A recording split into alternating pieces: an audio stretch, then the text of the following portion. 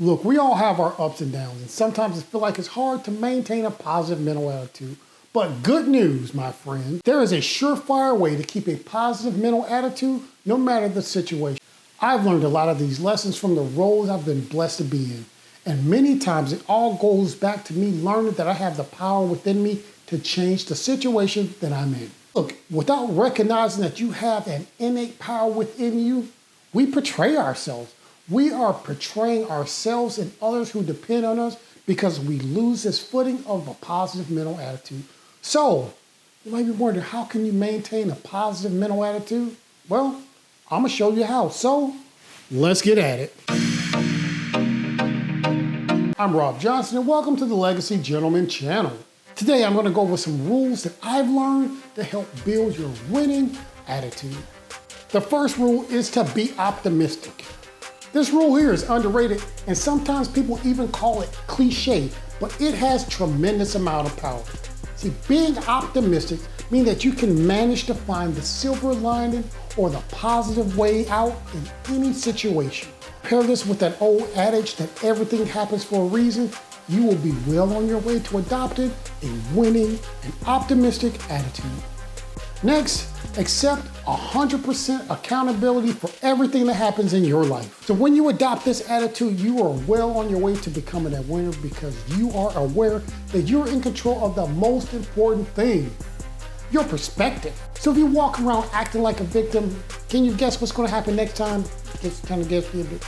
Yeah, you're gonna continue to get victimized. So look, when somebody does something to you, and believe me, they will, you have to learn to brush it off and move around it and navigate through it with your positivity and your motivation still intact and then overcome it. Life is gonna be hard and we're gonna have people who come against us and try not have us be successful. But it is on us to control how we react to stuff and just move on past it. The next attitude to adopt is an attitude of going for it. See, look, I think about me, I'm really picky about the people I like to have around me. Because when you have people around you, they really do affect who you end up being. A lot of us quote Jim Rohn saying that you will be the average of the 5 people you spend the most of your time with. And if that's true, like a lot of us believe it is, you're going to rely heavily on the people around you to teach you, to show you how to act. You're gonna absorb their personality, their attitude, their outlook. It's gonna just filter into you and who you become. Is that being an elitist? Maybe. Will picking who you let in your life contribute to you being a winner? Absolutely yes. See, I want you to add people who are more likely to make a positive influence on you than to just have anybody around. I'm sure that sounds harsh, but look, would you rather have people sticking around you who are driving you down or helping build you up who you're help building up? That's really what you're gonna have to decide. The next attitude you need to have is you need to practice gratitude.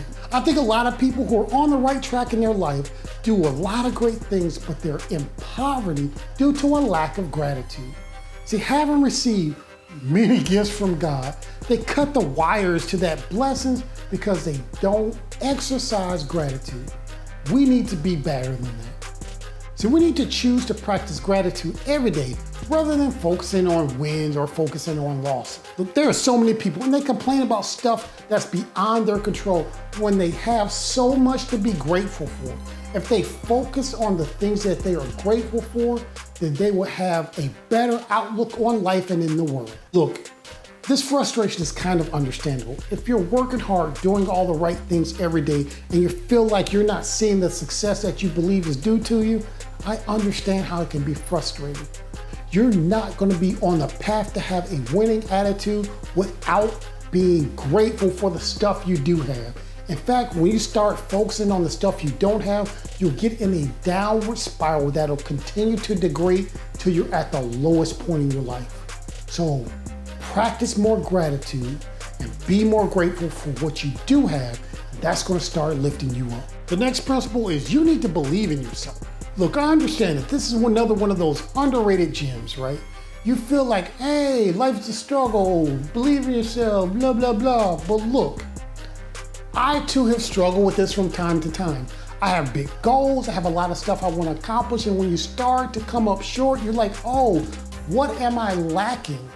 But look, when you start to stop believing in yourself, that is a sign for something. Yeah, it's a sign that you're focused on the wrong thing. It could mean that you're focused on something you're not passionate about.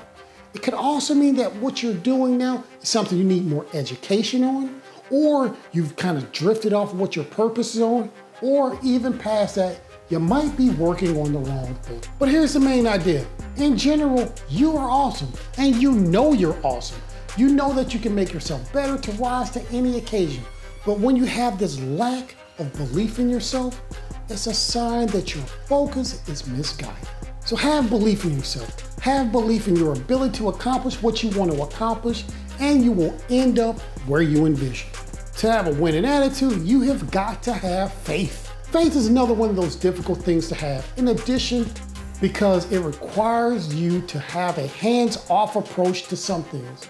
Look, I know I'm telling some of you who are kind of geared toward a type A personality that you have to strive for success and you need to develop some faith, which is difficult because you've got no control over that. Yeah, I'm talking to you, maybe a little bit to me too. But look, it is necessary for us to sometimes be able to ease up and take a step back from all the fury of action and let things just pan out. See, faith stems from believing that things are going to take care of themselves. For me, I have belief that God is going to make sure it all happens. And so some things, I've done all I can do. I just have to let it go.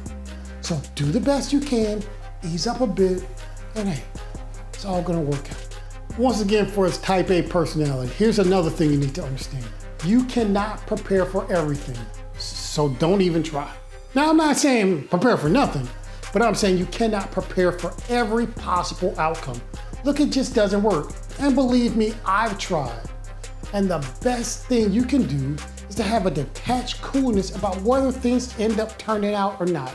And here's a way you can develop that attitude whether things turn out the way you want them to or not. Here's something you've probably heard before. You have got to have faith that whatever happens, you'll be able to figure it out. Look, I insist that you still prepare, but instead of trying to prepare for every possible situation that could possibly happen, go to the worst possible situation that can make the most sense.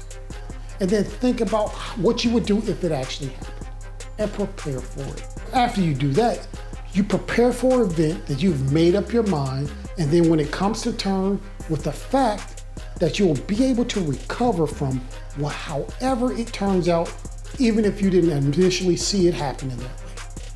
The next attitude you gotta have is to commit. Whatever you set out to do, commit to it.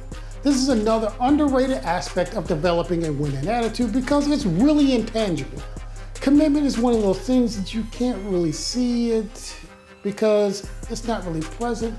It is in the work that's being done. Now, once you're deep in the work, it's kind of a little late to commit then. So look guys, here is how you commit. First, you gotta know what commitment looks like. See, a lot of people think that commitment is synonymous with compromise. Like it really is not. As a retired sailor, our core values were honor, commitment, and courage. And so the definition of commitment has a slightly different definition to me. So what commitment looks like is adherence to the rules and constant effort on accomplishing the goal that everyone has set out. That's really what commitment looks like. It also means that at some point along the way, you're gonna have to make some sacrifices. You're gonna have to sacrifice some time with your friends and your family. You have to sacrifice some other opportunities, but you're doing it for the goal that you said you're working on. Understanding commitment is a huge step to adopting a winning and positive mental attitude because commitment allows you to enforce vectors of positivity. Commitment is moving forward. The next point is focus on the process, not the goal. For a lot of us, our goals, that's our true north, that's the direction we're going. But the process for us, that's the route we take. You have to pick the one that you like and focus on. Guys, during the process, you need to focus intensely on every step of the way. Avoid measuring how much you got to go till you get to your destination because if you do that too much, it's really gonna be demoralizing. When you put in a hard day's work and hard weeks of work and you realize, oh man, I'm only like 5 or 10% of the way there, that can kind of bring you down. But here's the idea we want the process to be. We want you to get lost in it. We want you to get obsessed with it so that the process is all you're focusing on. And then like one day you'll look up, it'll be 5 years later and you have surpassed that goal you set for yourself. So what's interesting about the goal and the process is that it's never really about the goal. The process is more than enough to make you better and to make you happy. Look at some of the big time billionaires. Read some of their books about them and some of their autobiographies and biographies. You'll find that they enjoyed the process of working toward their goal and seeing the flourishing of what their vision was far more than the millions and billions of dollars that they made getting to that goal. The next rule is be obsessed. I want to piggyback off the last rule. Set a goal and then get obsessed. Look, if you want to find real focus and purpose in your life, then find something and get obsessed about it. I like every time I see Tom Brady yelling at people, even in games they're winning, because that man is obsessed with being the best. There is no halfway with winners. They go all in and they lose track of time. You want to be a winner, you want to have a winning attitude, then you have to be obsessed with that purpose that you've set for yourself, that you're going to be working for. You're going to stick through it with the thick and thin, and you're going to never stop. Next, learn to be wise. And when I say learn to be wise, I mean learn in order to be wise. Many curveballs will come your way, but you have to learn to adapt many times to see the patterns in life. This is what wisdom is. Life has a way of throwing some things at you. Nothing you can do about it, so you need to learn to yield and adapt. But reading the autobiographies of other people, you can see the patterns of stuff that happened in their life and you can start preparing for it yourself. Some people mainly have low lows, others have the highs of highs, but you can see and gain certain knowledge from their level of wisdom. You want to be a winner? Don't care what other people think of you. That is one of the things I cannot stress enough. A lot of us run through our life worrying about what other people think of us, and that shapes our goals, it shapes our actions, it shapes the way we think about ourselves. You have got to let that go. Because you know what? What people think about you have no bearing on who you actually are. You are your own man or woman. Build yourself to who you want to be regardless of what other people said you are or are not. So in conclusion, developing a winner mindset is not just about some of these rules I talked about. It really starts with a mindset that you have with yourself that first start with being positive and then saying, hey, I am capable of doing this.